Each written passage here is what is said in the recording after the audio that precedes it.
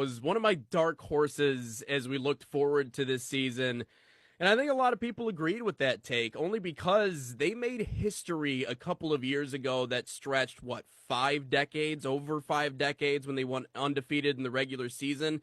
That's Northview. Now, I understand they lost their head coach quickly before the season, and that does play a role when you talk about game planning, scheming, getting ready for the season. However, we've oftentimes seen this in the sport of football. Sometimes when you insert someone new into the leadership role or you get someone new in there, the players that are already there have this almost added inspiration, this added fire to, hey, let's go out and win for this guy. You know, the last guy left us for whatever reason that is, whether that be for more money, whether that be because, he just got a really exciting job opportunity.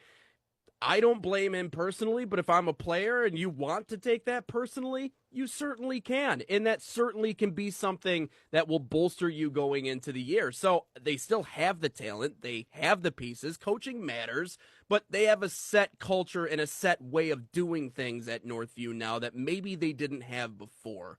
What do you see from the Wildcats? Let that head coach departure be motivation to do well. You know, Yeah. This is a program that if I'm those kids, I'm having October 2nd circled because that game against East Grand Rapids just became the biggest game of the year. And I feel like if I was a player, I would have that circled. Now, again, I agree with you. Like he left for an athletic director job at East Grand Rapids, right? That is a phenomenal position to be at, especially at that school, right? So but if I'm those kids, use that as motivation, and I'm sure he would agree with us too, right? He'd say, yeah, please use that as motivation. That became a really big game, and that last year too, those two schools went at it, and it was a close game as well. They've had some good seasons, but again, another school that has never made it to the district championship game.